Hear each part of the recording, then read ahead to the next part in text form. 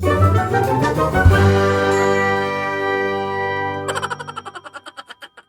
Class 8 के सारे students, सबका स्वागत है। मैं हर्ष भार्गव से। हमने chapter 1 social science class 8 Gujarat board GSCB उसका पहला चैप्टर का पहला पार्ट हमने पढ़ लिया था, जिसका नाम चैप्टर का आपको पता ही है, the establishment of European and British rule in India. यहाँ तक हमने पढ़ा था। लास्ट में ये जो चीज़ें हैं ना, वो हमने पढ़ी थी। फ्रेंच के बारे में लास्ट में हमने पढ़ लिया था यहाँ, कि वो सिर्फ और सिर्फ पोंडुचेरी तक सीमित रह गए, लिमिटेड। फिर वहाँ से आगे बढ़ना था यहाँ, the British in Bengal from trade to institution. वहाँ से आगे हम जाएंगे और पढ़ते जाएंगे। मेरी एप्लीकेशन है हर्ष भार्गव से, उसमें आप जा सकते हो। पूरा कोर्स 8 का वहाँ पूरा होने वाला है, तो वहाँ पे भी आप बिना ऐड के, कोई डिस्टर्बेंस के, सीक्वेंस में पूरा सब कुछ कर सकते हो। Don't worry about it. So British in Bengal, हाँ, 9th का भी कोर्स होगा, 10th का भी कोर्स होगा, तो आप लगातार पढ़ते ही जाओगे। British in Bengal, Bengal it was the first region. वो एक पहला ऐसा प्रोविनेंस था कि जहाँ ब्रिटिश ने अपना ठेका जमाया हुआ था, और वहाँ से पूरे इंडिया में वो फैला।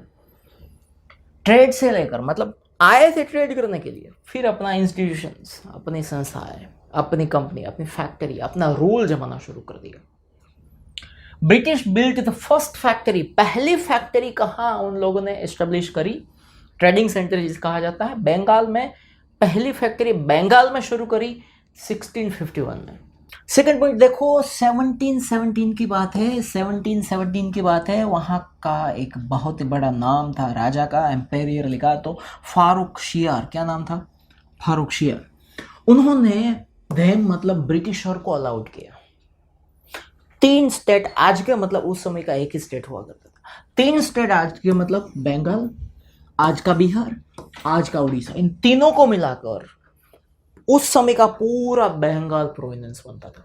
उस पूरे एरिया में फ्रीली ट्रेड करने के लिए फारूक शियार ने ब्रिटिशर को अलाउ कर दिया कि भाई आप आराम से कुछ भी कर सकते हो, जाओ, ठीक है। And also allowed them to lease other areas around, Calcutta के आसपास के एरियाज को लीज पे, मतलब लंबे भाड़े पे, क्या 100 साल, 200 साल, 50 साल, 40 साल तक इस धरती के ऊपर, इस एरिया में आप ट्रेड कर सकते हो। कलकत्ता के आजू बाजू के कई एरिया भाड़े पे दे दिया, लीज पे दे दिया, लॉन्ग लीज पे दे दिया। 1740 की बात करो तो उसके बाद क्या हुआ? ब्रिटिशरों ने एक फोर्टिफाइड, अपनी फैक्ट्री को पूरी फोर्टिफाई कर दी, मतलब फोर्ट, पूरा किला बना दिया फैक्ट्री के आसपास। और वो किले को जाना जाता था फोर्ट विलियम के नाम से, ठीक है। और वही फोर्ट विलियम आज का Calcutta. And their relations with Siraj ud Daulah the nawab of Bengal strained. और उस समय के नवाब थे वहाँ, 1740 की बात मैं कर रहा हूँ, उस समय के नवाब थे सिराज उद दौला। उसके साथ जो उस समय के बंगाल के नवाब हुआ करते थे, उसके साथ ये ब्रिटिशरों ने ये जो अपनी फैक्ट्री के आसपास पूरा किला बनाया ना, वो किले के बारे में कोई परमिशन नहीं ली इनसे। सिराज उद दौला जो उस समय बंगाल के नवाब थे, ऐसे ही बिना पूछे गांचे किला बना दिया।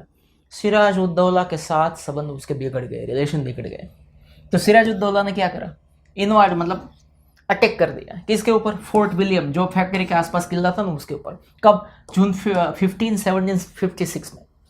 और ब्रिटिशरों को हरा दिया। और सिराज उद दौला ने करा अगली बार पूछ लेना जरा, ऐसे हिम्मत आना। हाँ, उसके बाद शुरू हुई एक लड़ाई जिसका नाम है बैटल ऑफ प्लासी, 1757। ये ब्रिटिश हार गए कलकत्ता में, सिराजुद्दौला ने उसे हरा दिया। ये न्यूज पहुंचे मद्रास, आज का चेन्नई, ये न्यूज मद्रास पहुंच गए। तो ब्रिटिशर, वहां के जो भी ब्रिटिशर हुआ करते थे, जो भी वाइसरॉय वगैरह जो कुछ भी हुआ करते थे, हेड ऑफ द ब्रिटिश उस समय के, उसका दिमाग गया। उन लोगों ने आर्मी भेजी कलकत्ता। किसको लीडर बना के? लॉर्ड क्लाइव को लीडर बनाया, और कहा कि अभी के अभी आप कलकत्ता के लिए निकलो, जिसने भी हराया है ना उसे धूल चढ़ा दो। सिराजुद्दौला थे ना, सिराजुद्दौला, उसके नवाब, उसके ट्रस्टवर्दी, एकदम खास उस समय के थे माणिक चंद। क्या था? माणिक चंद सिराजुद्दौला के खास इंसान था ये। उसको ब्रिटिशर ने ब्राइब मतलब रिश्वत दे दी। देखो, टुक ब्राइब, रिश्वत ले ली एंड हैंडेड ओवर कलकत्ता, और कलकत्ता ब्रिटिशर को सौंप दिया। ये रिश्वत की शुरुआत। देखो, अपने ही लोग फूटे जा रहे हैं।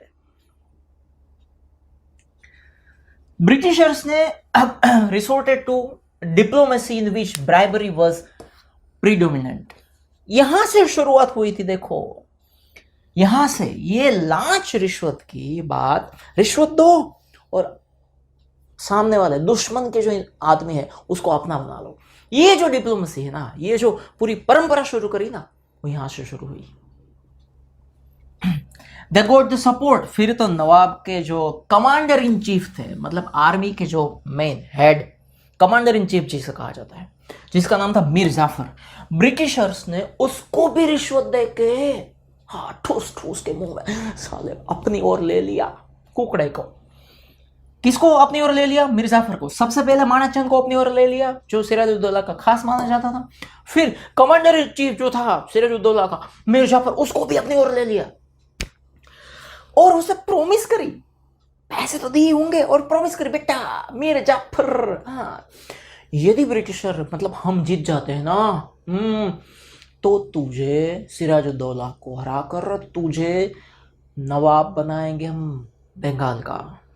मन में लड्डू फूटा। हाँ। At the same time, they got the big leaders of Bengal. Bengal के और भी लीडर्स थे, बड़े बड़े लोग, नामचीन लोग, उनको भी ब्रिटिशर्स ने कुछ ना कुछ खिला पिला कर सब कुछ अपनी ओर ले लिया, जिसमें नाम था जगत सेठ को अपनी ओर ले लिया, राय दुर्लभ को अपनी ओर ले लिया, अमीचंद को भी अपनी ओर ले लिया। मार्च 1757 में ब्रिटिशर ने इन्वाडेड मतलब अटैक कर दिया फ्रेंच कॉलोनी में जो बंगाल में थी, and challenge the nawabs sovereignty. Sovereignty मतलब अखंड, मतलब पूरी यूनाइटेड नवाब जो जिसके ऊपर सिराजुद्दौला रूल कर रहा था, उसको चैलेंज किया। उसी में फ्रेंच कॉलोनी आती थी। फ्रेंच कॉलोनी के ऊपर अटैक करके बोल दिया ब्रिटिशर ने, भाई तेरा क्या है? हमने तोड़ दिया तुझे। सबको अपनी ओर तो ले ही लिया था। जून 1757 में क्या हुआ? बैटल हुई, एक लड़ाई हुई। किसके बीच लड़ाई हुई? चेन्नई से आया था ना वो, मद्रास से, लॉर्ड क्लाइव अपनी आर्मी लेकर, उसके बीच और नवाब की आर्मी के बीच लड़ाई हुई। जिस जगह पे लड़ाई हुई ना, उस जगह का नाम था प्लासी। क्या नाम था? प्लासी, जो बंगाल में मुर्शिदाबाद के पास में बगल में था।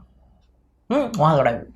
नवाब के जो जनरल थे confronted the British, but the nawabs army was defeated. मतलब क्या कन्फ्रंटेड? मतलब बड़ी जोरों से फेस किया, पूरा मुकाबला किया ब्रिटिशर का। किसने?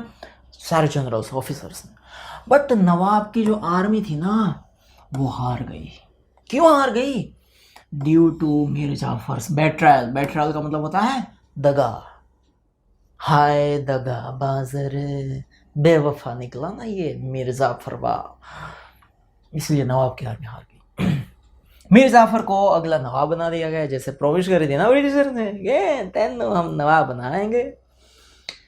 और सिराजुद्दौला को कैप्चर कर दिया, मतलब पकड़ लिया, और वहीं पे उसे राम नाम सत्य कर दिया। द नवाब गेव जागीर, जागीर मतलब पूरी ऑथोरिटी ऑफ 24 परगनास। परगनास मतलब एरिया, 24 ऐसे अलग अलग एरिया थे बंगाल के, उसकी पूरी ऑथोरिटी। नवाब अब कौन बन गया था? मीर जाफर। उसने ब्रिटिशर को 24 अलग अलग एरिया की जागीर मतलब ऑथोरिटी दे दी, आप जाओ उसके ऊपर कुछ भी करो। Allowed them to trade without excise duty. और ये भी कह दिया कि आप जो भी बिजनेस करना है, ट्रेडिंग करना है, कुछ भी करो, एक्साइज ड्यूटी मतलब आप जो यहाँ से बाहर भेज रहे, बाहर से यहाँ मंगवा रहे, उसके ऊपर जो ड्यूटी लगती है, टैक्स लगता है ना, वो टैक्स हमें देने की जरूरत नहीं है, जाओ आप मौज करो भाई। हाँ, आफ्टर द बैटल खत्म होने के बाद, प्लेसी की लड़ाई खत्म होने के बाद, ये जो बैटल ऑफ प्लेसी है ना, it is very important short note to be asked in examination. हाँ, पूछी जाती है। प्लासी की लड़ाई खत्म हुई तो whole Bengal came under the control of, पहली बार ऐसा हो रहा था कि पूरा बंगाल ब्रिटिशर के कंट्रोल में आ गया, क्योंकि अब तो नवाब भी उनका ही आदमी बिठाया हुआ था। फ्रॉम हियर, यहां से दे became the owners of the institution in place of merchants. Merchants मतलब बिजनेसमैन, व्यापारी, अभी तक वो व्यापारी थे, धंधा करने आए थे। हैं? पहली बार ऐसा हुआ प्लासी की लड़ाई के बाद, सिराजुद्दौला को हटा दिया, मार दिया, मीर जाफर को नवाब बना दिया, अपना ही आदमी था। पहली बार थे लोग ओनर बन गए इंस्टीट्यूशन, मतलब उस पूरे संस्था का। अभी तक वो धंधा कर रहे थे, अब ओनर बन गए। नॉट ओनली दिस, सिर्फ इतना ही नहीं हुआ, उसका जो इंडिया के ऊपर विक्ट्री पाने का जो रास्ता था ना, वो साफ हो गए, यहां से शुरू हो गए। 1880 की बात करें तो whole of India was under the British rule. 1818 तक पूरा इंडिया ब्रिटिशर के अंदर आ गया था। यहाँ खत्म हो गई प्लासी की लड़ाई। यहाँ से दूसरी लड़ाई शुरू होती है जिसका नाम है बैटल ऑफ बक्सर। क्या है? बैटल ऑफ बक्सर 1764 की बात है। मीर कासिम, एक नाम याद रखो, मीर कासिम। दूसरा है नवाब का बंगाल, नवाब का बंगाल नहीं, बंगाल का नवाब, नवाब ऑफ बंगाल। जो मीर कासिम था नवाब ऑफ बंगाल, वो नवाब ऑफ अवध। नवाब मतलब किंग समझ लो आप। तो बंगाल का नवाब मीर कासिम अवध के नवाब को मिलता है। दो लोग हुए। तीसरा मुगल एम्पायर, ये तीन जने अवध में मिले, अयोध्या जिसे कहा जाता है यूपी की साइड, वहां तीनों मिले। मीर कासिम, अवध का नवाब और मुगल एम्पायर उस समय के जो भी थे, तीनों लोग मिले, एक बड़ी जलसा वाली मीटिंग करी और प्लान किया to expel the Britishers from India, कि ये ब्रिटिशर्स जो है ना वो घुसते जा रहे हैं ना कीड़ों की तरह, उसे कैसे हटाया जाए। किन तीन लोगों ने प्लान किया? बंगाल का नवाब उस समय पे था, 1764 की बात कर रहा हूँ, मीर कासिम, अवध का नवाब और मुगल एम्पायर, तीनों ने प्लान किया। मतलब तीन आर्मी एक साथ जुटी। हाँ, army of this three consisted of about 50,000 soldier थे तीनों के। बंगाल का नवाब, अयोध्या का नवाब और मुगल एम्पायर, तीनों के 50,000 लोग थे। जबकि ब्रिटिशर के पास सिर्फ 7,072 सोल्जर थे। इन दोनों के बीच घमासान लड़ाई हुई।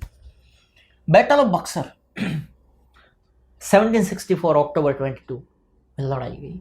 Fought between this three rulers of India in the British army under the leadership of, तब ब्रिटिश के लीडर कौन थे बबुआ? उस समय पे ब्रिटिशर के लीडर थे मेजर मुनरो।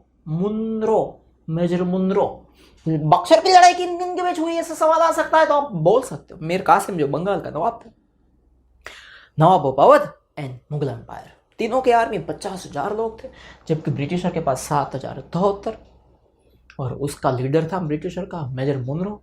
लड़ाई हुई, ब्रिटिशरों ने यह लड़ाई जीत ली। आपको एक मार्क का सवाल आ सकता है, बक्सर की लड़ाई किसने जीती? Britishers. British won and the war of Plassey made their motive firm. Plassey की लड़ाई जो वो जीत गए थे ना, उसके पीछे का जो उसका एम था ये पूरे इंडिया के ऊपर रूल करना।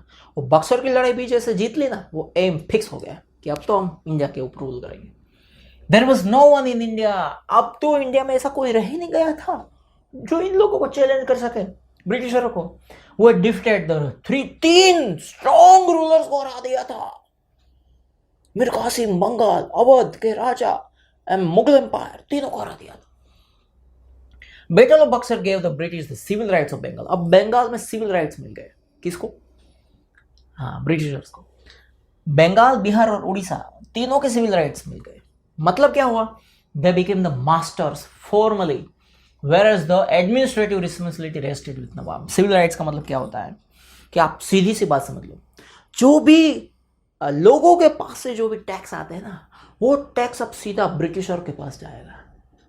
यहां से शुरुआत हुई द ड्यूअल सिस्टम, मतलब द्विमुखी रूल केम इनटू एग्जिस्टेंस। क्या होता है मैं शॉर्ट में समझा देता हूं कि आप जैसे कि किंग है किसी एरिया के, बन जाओ ना, या क्वीन है वो भी बन जाओ आप, तो आपके पास से पैसे कहाँ आएंगे? आप किंग हो, आप कोई थोड़ी जॉब करने जाओगे, बिजनेस करने जाओगे, आप तो किंग हो। तो लोग आपको टैक्स देते हैं, वो आपकी इनकम हो जाती है, फिर आपको लोगों को फैसिलिटीज देनी। यहाँ पे ड्यूअल सिस्टम का मतलब क्या है? जो लोगों के पास से टैक्स आता है ना, वो ब्रिटिशर लेके जाते थे, और लोगों को जो फैसिलिटीज देनी होती है, सिक्योरिटी देनी होती है, प्रोटेक्शन देना होता है, रोड रास्ते बनवाने होते हैं, वो इस बंगाल के नवाब को करना होगा। पर बंगाल के नवाब के पास टैक्स का एक भी पैसा नहीं जाएगा। ऐसी हालत करके रख दी। बखेड़ा हो गया। समझ गए आप? यहां से शुरुआत हुई। अब है मैसूर का वॉर हुआ। Mysore became the most powerful state, south India का मोस्ट पावरफुल स्टेट मैसूर बन गया था। After the end of Vijayanagar empire जब खत्म हुआ ना, राजा कृष्णदेवराय की बात है, उसके बाद ये मैसूर बहुत ही पावरफुल स्टेट बन गया था। और उस समय के लीडर थे हैदर अली। कौन थे? हैदर अली।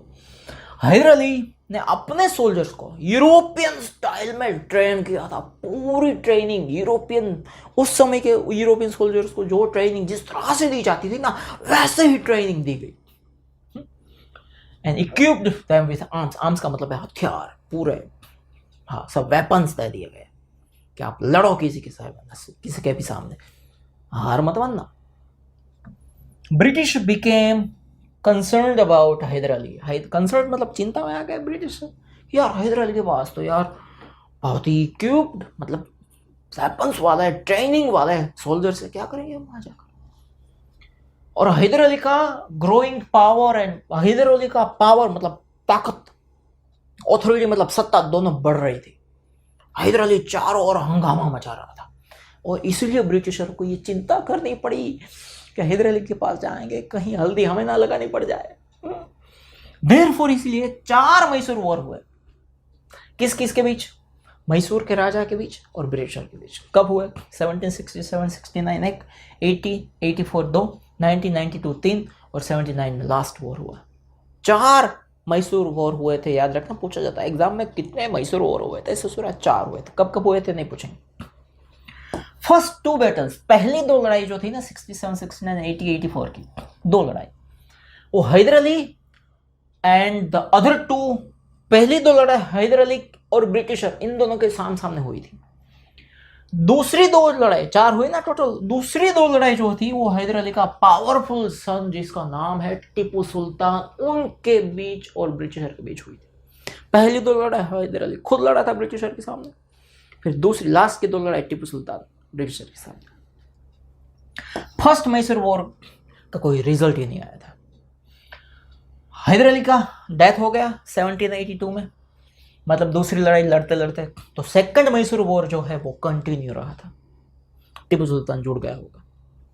इवेंचुअली ट्रीटी एक साइन हुई, मतलब एक संधि, एक दस्तावेज साइन हुआ दोनों साइड से। टीपू सुल्तान ने करी होगी और ब्रिटिशर ने करी होगी। Tipu Sultan was defeated. Third Mysore war में टीपू सुल्तान हार गया एंड सफर्ड हेवी लॉसेस, और उसको बड़ा नुकसान हुआ, क्योंकि लड़ाइयों में ना बड़ा नुकसान होता है। आपको पता होगा, आपकी किसी के साथ लड़ाई हो जाती है तो उसमें कितना, अभी ये पूछ लो रशिया आपकी यदि वहाँ पे चलती है तो रशिया को पूछो, यूक्रेन को पूछो कि आप लड़ाई लड़ रहे हो कितना नुकसान होगा, करोड़ों रुपए के नुकसान हो जाते हैं। तो यहाँ पे टीपू सुल्तान थर्ड मैसूर वॉर में हार गया ना, तो बहुत ही बड़ा नुकसान हुआ उसको। सो टीपू सुल्तान मर गया फोर्थ मैसूर वॉर में, और ब्रिटिशर्स ओवरथ्रू अ पावरफुल रूलर था, बड़ी सत्ता थी उसके पास, बड़ा नाम था उसके पास, उसे फेंक दिया, हरा दिया। एंड उसका जो अंपायर था, उसका जो पूरा रूल था, किंगडम था, उसे अपने आप मतलब ब्रिटिशर ने हड़प लिया। The Britisher handed over the state of Mysore to the former Wadiyar dynasty. जो देखो यहाँ पे टीपू सुल्तान हार गया, उसके जो किंगडम को ब्रिटिश ने अपने पास ले लिया और किसी और राजा को वहां बिठा दिया कि आप रूल करो, पर हम जैसा कहे वैसा। किसको दे दिया? वाडियर डायनेस्टी थी, उसको दे दिया। एंड सब्सिडरी एलियंस उसके ऊपर इम्पोज कर दी। सब्सिडरी एलियंस में कई सारे रूल्स होते हैं। उसमें से एक रूल ये भी होता है कि यदि उसके, जैसे कि हैदर अली था, उसके पीछे टीपू सुल्तान था, अब टीपू सुल्तान के पीछे कोई रहा नहीं, तो ब्रिटिश वो किंगडम हड़प सकती है और किसी को भी, अपने इंसान को या अपने राजा को, किसी को भी वो दे सकती है। लागू कर दिया। मैसूर वॉर के बाद एक और वॉर हुआ जिसका नाम है मराठा वॉर। 1761 की बात है। मराठा डिफीट हो गए। थर्ड बैटल ऑफ पानीपत की लड़ाई हुई थी। एक शायद मूवी आया है पानीपत के ऊपर। तीसरी लड़ाई हुई Panipat is the name of area, वहां पे लड़ाई हुई थी, उसमें मराठा हार गए, जो अहमद शाह अफगानी ऑफ ईरान उसके अगेंस्ट लड़ रहे थे। ठीक है, इसका रिजल्ट ये आया कि मराठा का जो किंग था गोट डिवाइडेड अमंग द, उसमें कई सारे डिवीजन हो गए मराठा के किंगडम में। उसमें सिंधियास, होलकर्स, गायकवाड़, भोंसलेस, ये सारे अलग अलग अलग अलग अलग हो गए, पहले एक होकर लड़ते थे, अब अलग हो गए। ये जो डायनेस्टी थी ना, वो under the control of Peshwa, Peshwa के अंडर ही डायनेस्टी आती थी। आपने मूवी कई सारे देखे होंगे, बाजीराव मस्तानी वगैरह वगैरह, उसमें पेशवा होता है एक मेन, जो पूरे सारे मराठा के किंग हुआ होते हैं, उसके नीचे पेशवास आते हैं जो अलग अलग एरियाज के किंग हुआ करते थे।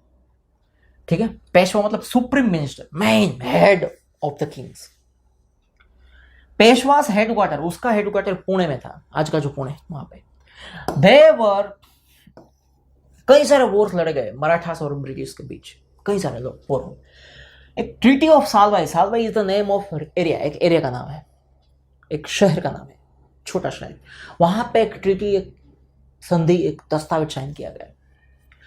पहले मराठा वॉर के बाद 1775 और 82 के बीच जो लड़ा गया था, उसके बाद एक संधि साइन करी गई।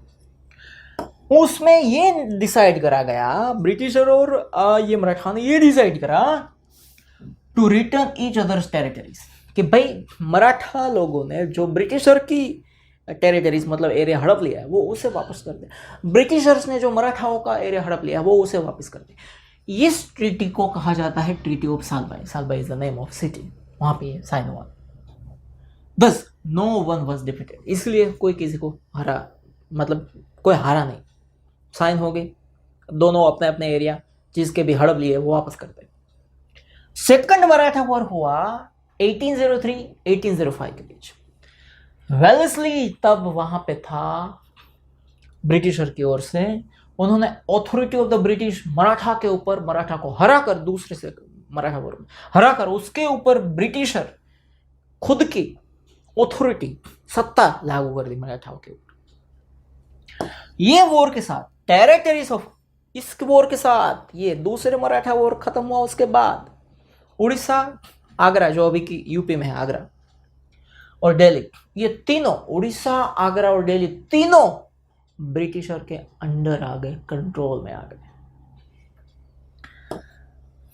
मराठा पावर क्रस्ट, मतलब खत्म हो गया। एंग्लो मराठा वॉर, थर्ड, तीसरा मराठा वॉर हुआ, वहां पे मराठा का पूरा नामो निशान खत्म कर दिया इस लुच्चे ब्रिटिशर्स ने। एंग्लो मतलब इंग्लिश, मतलब ब्रिटिशर्स, मराठा वॉर 1817-1889। पेशवा जो सारे मराठाओं के किंग हुआ करते थे, पेशवा जिसे हम नमस्कार करते थे, वो पुणे में थे, उसे भी हटा दिया गया और कहाँ भेज दिया, Bithoor is the name of a city, जो कानपुर के बाजू में यूपी में आता है, वहां उसे पेंशन देके भेज दिया गया। Now the power of company पूरा एस्टेब्लिश हो गया। विंध्याचल इज अ माउंटेन, पूरी चेन है, Vindhyachal to parts of south India, हर जगह ब्रिटिशर का चलवा हो गया। British rule was completely establish over India. Third Maratha war के बाद पूरे ब्रिटिश ही छा गए हर जगह। ब्रिटिश रूल और उसका एडमिनिस्ट्रेशन क्या था वो देखेंगे अब। देखो, आफ्टर एस्टेब्लिशिंग द एम्पायर, मतलब पूरा किंगडम अपना फैला दिया इंडिया में, उसके बाद ब्रिटिशर्स ने अपनी एडमिनिस्ट्रेटिव सिस्टम, मतलब सरकार चलाने की पूरी सिस्टम लागू कर दी and made extensive changes. Extensive मतलब बड़े बड़े चेंज कर दिए जो इंडिया का उस समय पे जो एडमिनिस्ट्रेशन, प्रशासन, शासन चल रहा था उसमें। मेन गोल क्या था पता है? इन मुझे कई सारे वर्ड दिमाग में आ रहे हैं।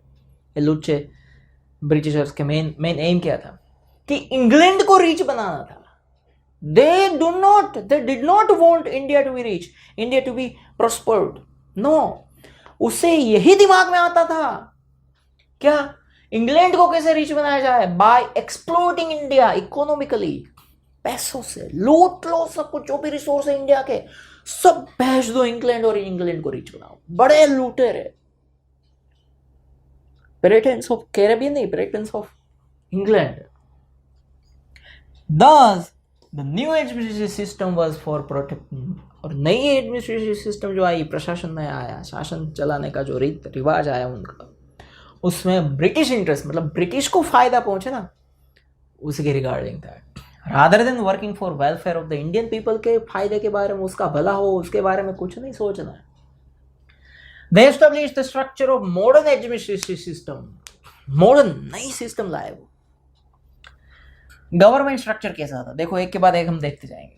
1773 की बात है। The control administration of India through various charters, charters मतलब अलग अलग प्लान्स, उसके थ्रू पूरे इंडिया को कंट्रोल किया। सबसे पहले गवर्नर जनरल ऑफ इंडिया, मतलब आज के इंडिया के प्रेसिडेंट या पीएम कह सकते हो, पूरे इंडिया में जितने भी ब्रिटिशर्स हैं उन सबको कंट्रोल करने वाला एक इंसान जिसे गवर्नर जनरल कहा जाता था, उसको अपॉइंट किया। एक सुप्रीम कोर्ट बनाई ब्रिटिशर्स ने। दो, द रेगुलेटिंग एक्ट के थ्रू, ये कायदे के अनुसार दो जनों को अपॉइंट किया, एक सुप्रीम कोर्ट बिठाई और दूसरा गवर्नर जनरल ऑफ इंडिया जो पूरे इंडिया को देखेगा ब्रिटिशर्स की ओर से, ये दोनों को अपॉइंट कर दिया। Governor general was the supreme head of Indian administration. देखो मैंने कहा ना, पूरे इंडिया का जो शासन चलता है ना उसका वो हेड होगा। और उसे हेल्प करने के लिए, गवर्नर जनरल ऑफ इंडिया को हेल्प करने के लिए 3 मेंबर काउंसिल, 3 लोगों की पूरी समिति, ग्रुप अपॉइंट करा गया कि 3 लोग गवर्नर जनरल को हेल्प करेंगे। British parliament एबोलिश्ड the commercial monopoly of the company. अभी तक हमने देखा था कि ईस्ट इंडिया कंपनी जो इंडिया में आई वो हर जगह पे ट्रेड कर रही थी, अपना रूल चला रही थी, अपनी मोनोपोली चला रही थी, अपनी मनमानी कर रही थी। ये ब्रिटिश पार्लियामेंट ने उस कंपनी को दिए गए सारे राइट्स वापस ले लिए, कंपनी को खत्म कर दिया। कौन से राइट्स के according? Charter act of 1813 sorry, and placed it fully, और कंपनी को पूरी तरह से ब्रिटिश पार्लियामेंट के कंट्रोल में ला दी। कंपनी अब अपनी मनमानी नहीं करेगी, जो भी हम कहेंगे वो करेगी। चार्टर एक्ट 1883, ये एक्ट मतलब आप कायदा समझो, ये कायदा। Charter act 1883 appointed governor general, ये तीसरी बार आ रहा है, with vast powers. Governor general of India मतलब इंडिया का पूरा हेड, उसके पास वास्ट मतलब बहुत ही ज़्यादा पावर दे दी है उसे। Who could also form legislations over whole India, पूरे इंडिया में legislations, विधानसभा, लोकसभा, वो भी फॉर्म कर सकता है, वो पावर भी देती है। लीगल मेंबर को अपॉइंट कर दिया गया in the governor general's council में। Under the charter act of 1853 British parliament increased its dominance मतलब पूरा अपना हक जताने लगे British over the East India company and took over most of its powers. East India company का सारे power ले लिए और सारी कंपनी के ऊपर ब्रिटिश पार्लियामेंट ने अपना हक जता दिया, अपने राइट्स फैला दिए। ये एडमिनिस्ट्रेशन। अब आया है सिविल सर्विसेज। गवर्नर जनरल पहला, सबसे पहला नाम यहाँ पे लिखा है उसका कॉर्नवालिस। क्या नाम लिखा है? कॉर्नवालिस। उन्होंने सिविल सर्विसेज इंडिया में लॉन्च करी। सिविल सर्विसेज का सीधा मतलब है लोगों की सेवा करने के लिए जिस लोगों को अपॉइंट किया जाता है वो सारे के सारे सिविल सर्विसेज के अंदर में आते हैं। He imposed anti-corruption restriction by banning company employees from doing trade, separated the revenue system and the judiciary. He imposed the anti-corruption. सबसे पहले करप्शन करना इन लोगों ने शुरू करा, बंगाल के नवाब मीर जाफर को हटाने के लिए जो भी करप्शन किया। अब यही लोग एंटी करप्शन लॉ ला रहे हैं bye banning company employees. East India company के जो एम्प्लॉइज थे ना, वो कर्मचारी लोग, उसको ट्रेड करने के लिए रोका गया, बैन कर दिया गया। किसके नाम के ऊपर? एंटी करप्शन, कि आप करप्ट हो, आप ईस्ट इंडिया कंपनी के कर्मचारी हो, आप करप्ट हो, उसको बैन कर दिया। और दो चीजों को सेपरेट कर दिया। जुडिशरी मतलब कोर्ट को अलग कर दिया, एंड रेवेन्यू सिस्टम मतलब जो पैसा सरकार के अंदर आता है, उन दो को सेपरेट कर दिया, दो डिवीजन अलग कर दिए। एक और सुप्रीम कोर्ट, एक और टैक्सेशन डिपार्टमेंट अलग। Systematic services with salary were sign to the collector. जो अलग अलग एरिया के कलेक्टर हुआ करते थे, जो उस एरिया के मुखिया हुआ करते थे, कलेक्टर्स, आज के बीच जो कलेक्टर्स हैं, हर एक सिटी में, हर एक डिस्ट्रिक्ट में कलेक्टर्स होते हैं, उनको सैलरी देना शुरू कर दिया। पैसा उसके पास सीधा नहीं जाएगा, पैसा सीधा गवर्नमेंट के पास आएगा, गवर्नमेंट उस कलेक्टर को सैलरी देगी। ये सिविल सर्विसेज में रूल बना दिया। वेल्सली ने ट्रेनिंग इंस्टीट्यूट पूरा सेटअप किया। वेल्सली ने किसके? For what? ब्रिटिश ऑफिसर जो इंडिया में है उसे ट्रेनिंग देना शुरू कर दिया सिविल सर्विसेज में, जिसे हम फोर्ट विलियम कॉलेज जो थी कोलकाता में, उसमें कि आपको ट्रेनिंग मिलेगी कि इंडिया के ऊपर कैसे रूल करना है। इन शॉर्ट यही यार, सीधी सी बात तो यही है। लोगों की कैसे सेवा करनी वो तो मैं नहीं कह सकता, मतलब हम जो चाहते हैं उस तरह से आप कैसे काम करो, उस तरह की ट्रेनिंग देना शुरू कर दी। आज जो सिविल सर्विसेज में ट्रेनिंग दी जाती है ना, वो अलग है, वो इंडिया में रियल में सेवा करने के लिए दी जाती है, उस समय की बात अलग है। Prior to this, most of the appointments were made by the boards of directors of the East India Company के जो ईस्ट इंडिया कंपनी को चलाने के लिए चला रहे जो पूरे बोर्ड मेंबर्स थे, वर मेड बाय द, वो ही अपॉइंटमेंट करते थे। और ईस्ट इंडिया कंपनी के ऊपर ब्रिटिश पार्लियामेंट का पूरा मतलब डोमिनेंस था, मनमानी थी। During the time of Dalhousie जब आया, ब्रिटिश पार्लियामेंट ने advocated the instruction of the competitive examinations, जो आज की IAS IPS ये तलाटी से लेकर कुछ भी बनने के लिए जो कॉम्पिटिटिव एग्जामिनेशंस होती थी, वो डलहौजी ने शुरू कर दी to civil services under the charter act 1853 के थ्रू। कि आज से अभी से डलहौजी ने शुरू करा कि एग्जाम लेनी होगी हमें इन लोगों की, फिर हम उसे अलग अलग पोस्ट दे सकते हैं सरकार में। उसके बाद क्या हुआ, rules were made to allow Indians also to appear. उसके बाद ये रूल आया, पहले ये जब रूल आया था ना कि हाँ कि सिविल सर्विसेज में आपको पहले एग्जाम देनी हुई, ट्रेनिंग होगी, फिर आप एग्जाम पास होते हैं, अच्छा रैंक्स आते हैं, आपका एंट्री होगा, उसके बाद आप IAS IPS जो भी उस समय की पोस्ट होगी वो बन सकते हो। वो सिर्फ ब्रिटिशर्स के लिए थी मुन्ना या फिर मुंदी। उसके बाद ये रूल आया सालों बाद कि अब इंडियंस भी ये एग्ज़ाम दे सकते हैं और पोस्ट में आ सकते हैं। पोस्ट मतलब जो भी जैसे ये एग्ज़ाम पास करते हैं वैसे गवर्नमेंट में वो पोस्ट ले सकते हैं, ठीक है। 1853 में the higher administration appointed only, जो फिर भी बड़ी बड़ी जो पोस्ट हुआ करती थी, टॉप लेवल की जो पोस्ट हुआ करती थी, IAS IPS, उसके भी ऊपर की जो पोस्ट हुआ करती थी, उसमें सिर्फ इंग्लिश ऑफिसर्स, मतलब ब्रिटिशर्स के ऑफिसर को ही वो पोस्ट दी जाती थी, इंडियंस को नहीं। यहाँ पे लिखा to high positions in important department, अलग जो भी मेन डिपार्टमेंट्स थे उससे सिर्फ ब्रिटिशर को ही भरा जाता था। जैसे कि civil services, army, police, judiciary मतलब कोर्ट, उसमें जो हाई पोस्ट होती है ना, उसमें सिर्फ और सिर्फ ब्रिटिशर को ही भरा जाता था। इंडियंस को सिर्फ जनरल पोजीशन दी जाती थी, लो पेड जॉब मतलब छोटे पगार वाली जॉब दी जाती थी, जैसे कि क्लार्क बनाया जाता था, आम सैनिक बनाया जाता था, ये ब्रिटिशर्स। और ये कहते हैं एंटी करप्शन एक्ट। हमें रेवा दो ना तो मगजमारी नहीं करता। और लास्ट पॉइंट है आर्मी। ब्रिटिश रूल इंडिया में आया, उसके बाद स्पेशल मिलिट्री पॉलिसी, जो देखो British rule in India came into existence just special military policy के थ्रू ही इसका रूल इंडिया में लगा, मतलब किंगडम फैला। उसका एम क्या था, इंडिया को हराया जाए, ठीक है, as well as to suppress India's internal rebellions.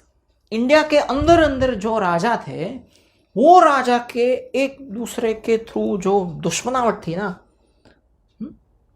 उससे ज्यादा एंकरेजमेंट दी जाए। वो दोनों लड़े, एक को सपोर्ट करो, उस दूसरे को हराओ और फिर फैल जाए और अपना ब्रिटिश एम्पायर एक्सपांड करो।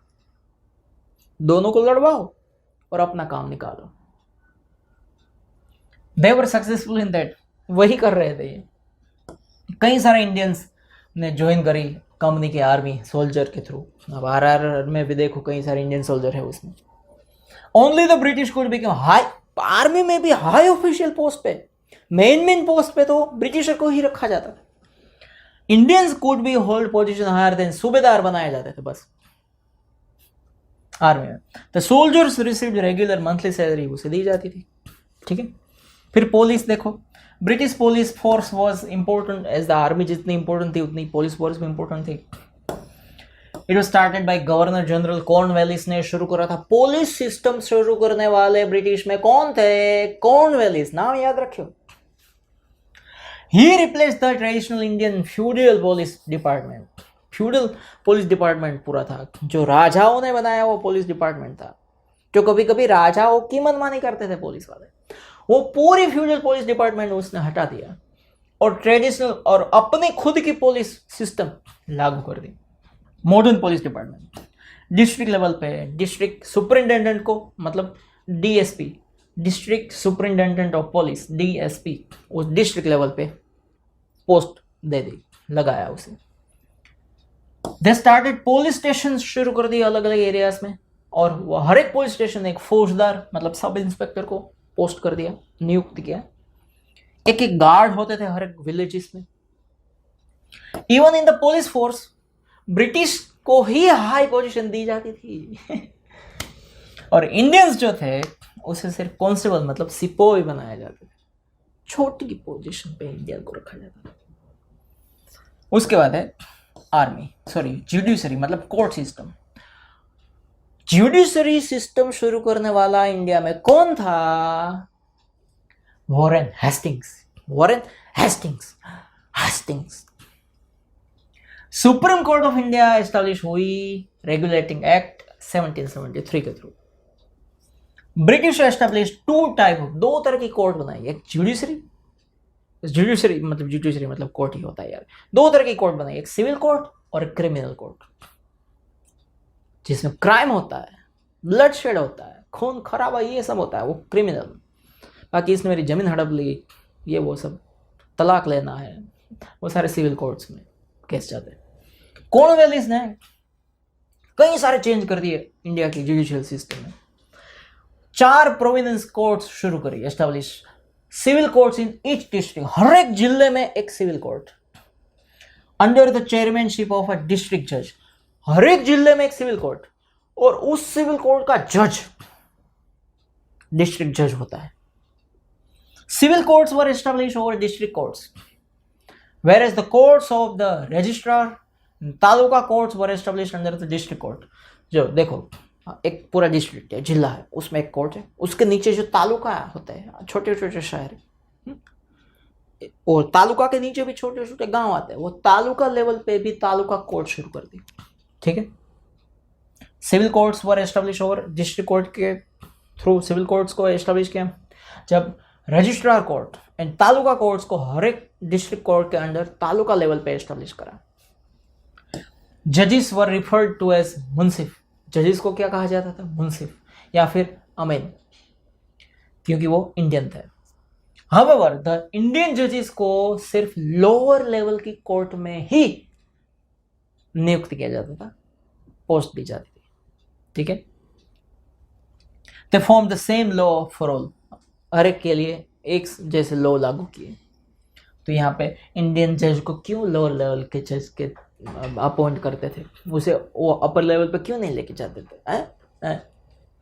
दे appointed applied English laws in place of Hindu. उस समय पे 2 तरह के लॉ हुआ करते थे, जिसका भी रिलीजन वैसा लॉ इंडिया में चल रहा था। हिंदुओं के अलग लॉ हुआ करते थे, मुस्लिम के अलग लॉ हुआ करते थे, जैन लोगों के शायद अलग लॉ हुआ करते होंगे, पर उन सब लॉ को हटाकर इंग्लिश लॉ लागू कर दिया। विलियम बेंटिक आया, फिर वो फर्स्ट था to appoint Indians on high position. पहली बार इस बंदे ने, विलियम बेंटिक ने, किसी इंडियन को हाई पोजीशन पे जुडिशरी में, कोर्ट में, सुप्रीम कोर्ट वगैरह की, हाई कोर्ट वगैरह की जज पे इंडियन को अपॉइंट किया। किसने? विलियम बेंटिक ने। High courts were establish in Calcutta, Madras, Mumbai, 3 जगह पे हाई कोर्ट एस्टेब्लिश करी गई। By enacting laws in clear written form, written form में लॉ को सारे लिखे गए। Modern laws were introduced in 1833।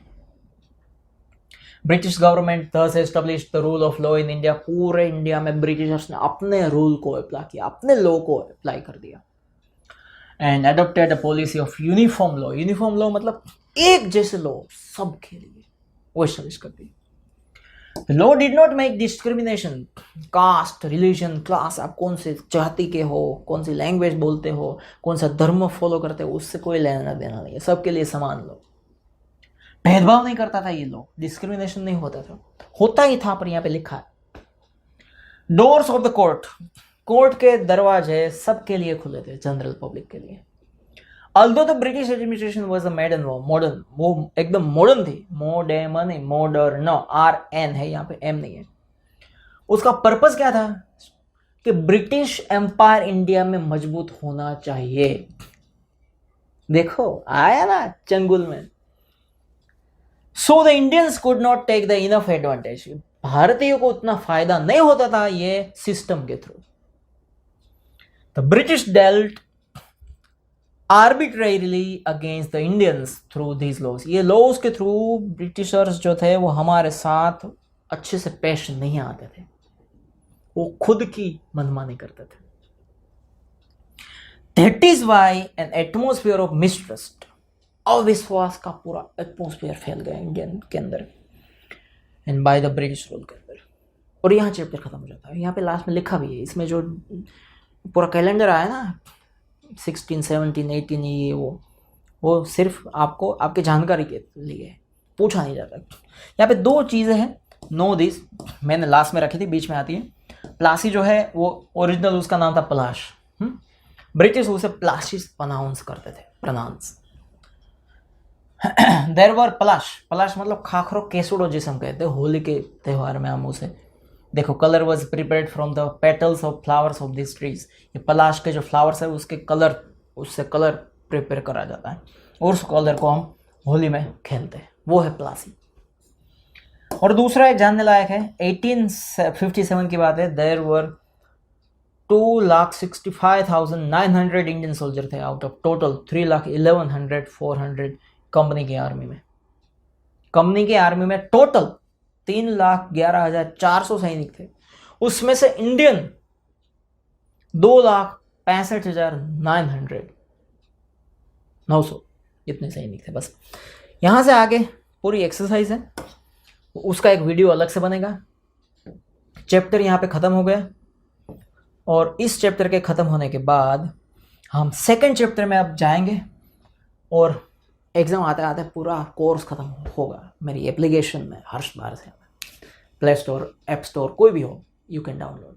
कुछ भी नहीं है, मिल रहा है, डाउट है तो मेरी व्हाट्सएप पे मुझे आप पूछ सकते हो, फ़ोन भी कर सकते हो, मेरा नंबर वगैरह सब कुछ ये आता ही रहता है। सो लाइक, सब्सक्राइब, कमेंट करो तो मुझे पता चले यार कि आप मतलब आपको समझ में आया नहीं आया क्या है कुछ, ठीक है। सो मिलते हैं नेक्स्ट वीडियो में। जय हिंद, जय भारत, वंदे मातरम। આ ચેનલમાં આટલી બધી લાઈક કરો, નીચે કોમેન્ટ કરજો, બધા સાથે શેર બી કરજો, બેલમાં ટીન ટીન વગાડી દેજો।